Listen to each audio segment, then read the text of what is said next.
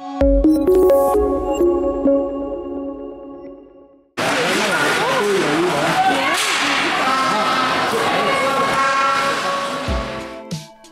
vendredi 9 février et samedi le 10 février dernier avaient lieu les deux derniers matchs à domicile de la saison régulière pour le Bécard de Sainte-Terre.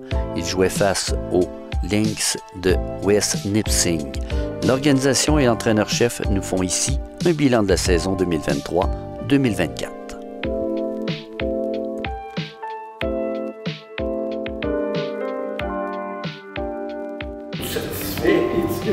Satisfait, oui puis non. C'est sûr qu'on veut tout le temps plus. On veut tout le temps, surtout quand tu es rendu à ce niveau-là, c'est plus d'exigence. On veut monter, on veut progresser, mais la progression est là.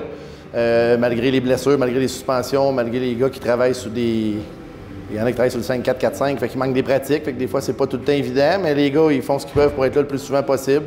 Puis on voit, là, hier surtout, aujourd'hui moins, mais on voit hier là, la progression. Contre les Pirates la semaine passée aussi, on a vu une progression, 8-4 au lieu de 10-15-0. Ça a fait du bien. Fait que la progression est là. On aurait aimé plus, comme je dis, mais on est quand même satisfait au bout de la ligne.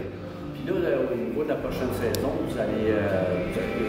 Avez-vous un plan pour la prochaine saison? Oui, on a un plan. On a déjà commencé à donner des tenders. Là. Ça, c'est des offres qu'on protège des joueurs pour le prochain repêchage. Puis on a des gars qui sont invités au pré-camp aussi, qui vont être au mois d'avril. Puis on y va dans ce sens-là. Puis c'est sûr qu'on travaille le plus possible pour en développer encore plus, avoir le plus de monde possible. Puis c'est sûr que plus qu'on est, mieux que c'est. Puis l'année prochaine, c'est sûr qu'on aimerait ça être 5 trios là, pour avoir tout le temps au moins un trio complet quasiment à scratch, ou travail, ou blessé, ou suspendu.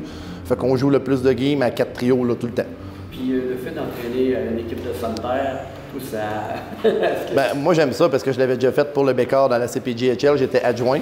Puis après ça, je suis retourné à mes occupations autres quand le Bécart avait arrêté. Puis quand ils sont revenus, j'ai été le premier qui a liké leurs publications. Puis j'ai rentré en contact avec eux autres pour leur dire que j'étais intéressé, mais que je voulais être entraîneur-chef, puis que je croyais avoir le bagage, puis tout ça, pour pouvoir les aider. Puis après les entrevues, ils m'ont confirmé que j'avais raison. Fait que je suis là.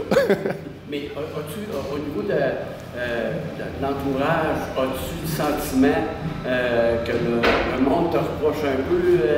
Non, pas du tout. Surtout pas à l'interne. Surtout pas à l'interne. Des fois, peut-être un peu plus, là, comment je peux dire ça, du monde qui me voit en ville, ça doit pas être facile tout le temps, vous perdez beaucoup. Puis ça, oui, mais il faut comprendre aussi qu'on a une moyenne d'âge d'à peu près 18 ans. Les autres équipes, ils ont des équipes de 20, 21. Nous autres, on a des joueurs qui ont sorti du midget 2A, midget 2B, puis qui ont progressé vers le haut, puis qu'on continue à faire progresser. Puis il y a des équipes autres dans la Ligue, eux autres qui vont chercher soit des Européens, parce que c'est une Ligue qui en a beaucoup aussi. C'est une Ligue d'Européens, mais c'est une Ligue aussi des juniors 3 fin de carrière qui viennent jouer le 20-21 ici. Fait que ça, nous autres, on n'est pas là-dedans encore, on est plus en construction. Fait que non, je pense pas. Puis à l'interne, là, ils me le disent souvent, je t'apprécie, je fais un bon travail. Puis autant Jordan que Cédric, que la présidente Cathy, là, je suis pas inquiet qu'ils sont satisfaits. Ils me le mentionnent. Hey, merci beaucoup. Bien, ça fait plaisir.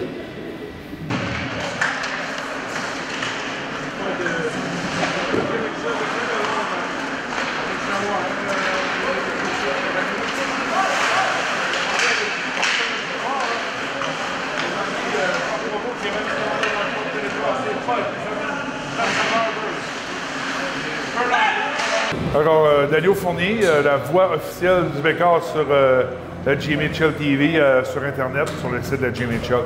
Et fier partisan et premier partisan de l'heure des Bécarts.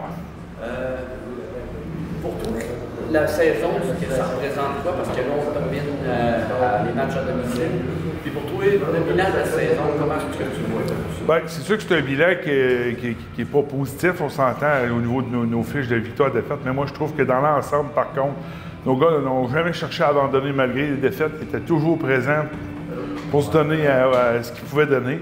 Quand on a starté la saison, on savait qu'on serait dans ce coin du peloton-là, non jamais dans le milieu, mais plus vers la fin du peloton.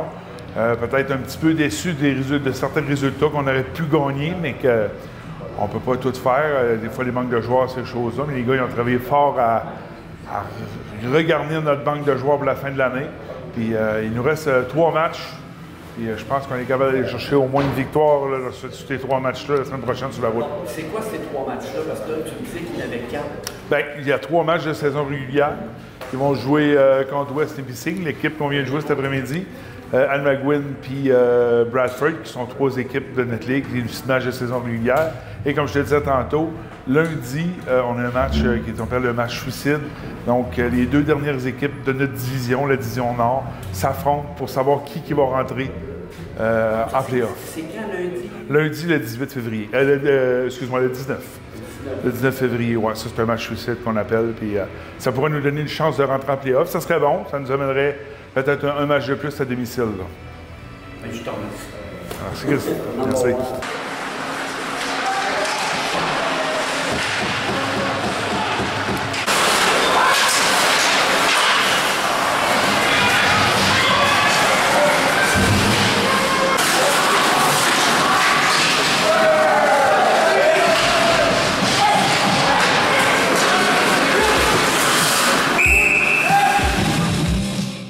Moi, c'est Cédric Chantal, directeur général du Bécor de Sainte-Terre. Là, on vient de terminer le dernier match à domicile. Ouais. Pour faire un bilan de la saison, selon toi, est-ce que c'est positif ou dans tes attentes? Bien, c'est sûr que c'est une saison en dessin de mes attentes. Je m'attendais à peut-être plus de victoires, mais c'est sûr que, mettons, on regarde à domicile, on a 3 belles victoires à domicile. Sinon, on a donné des belles performances quand même à domicile, même si le score ne reflète pas toujours l'allure de la partie. Mais sinon, une belle progression des gars. Pour vrai, moi, j'ai beaucoup hâte à l'année prochaine. Puis l'avenir est belle à Sainte-Terre.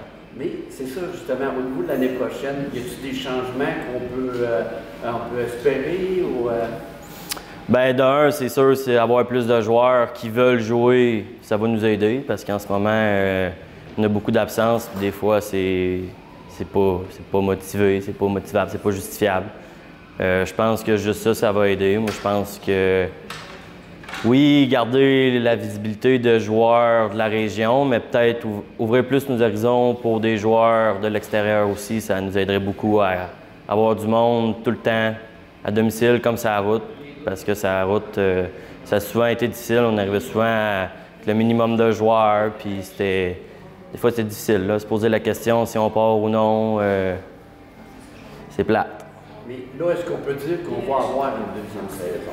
On va avoir une deuxième saison. On est déjà en train de recruter pour l'année prochaine. Sinon, on parle déjà aux gars s'ils veulent revenir l'année prochaine. On s'est fait une liste de qui qu'on veut voir, qui qu'on veut pas voir. Fait que oui, on s'enligne bien pour l'année prochaine, puis on a hâte.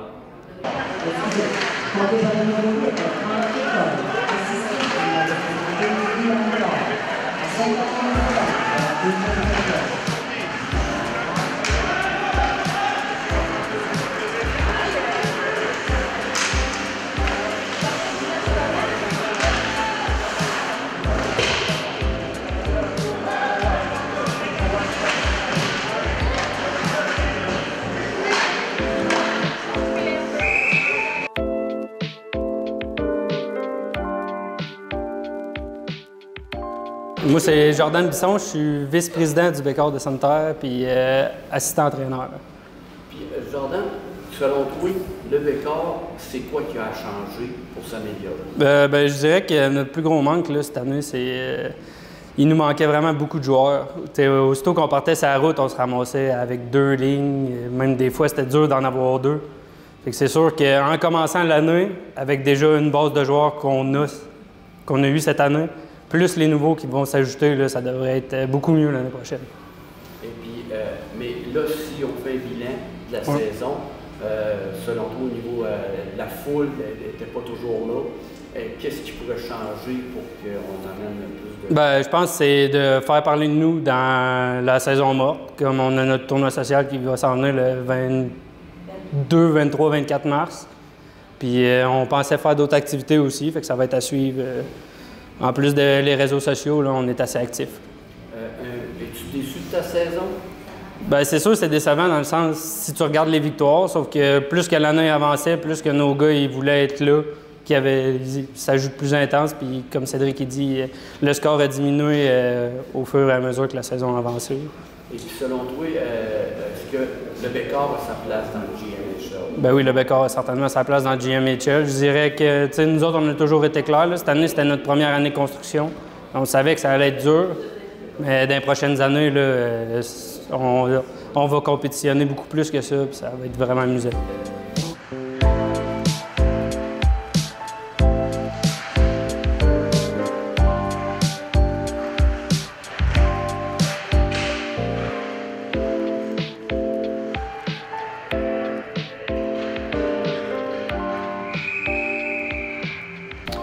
Oui, on parle beaucoup l'année prochaine, mais c'est sûr qu'en ce moment, l'objectif, c'est de bien finir la saison cette année. On voit une belle progression. Le score est de moins en moins grand.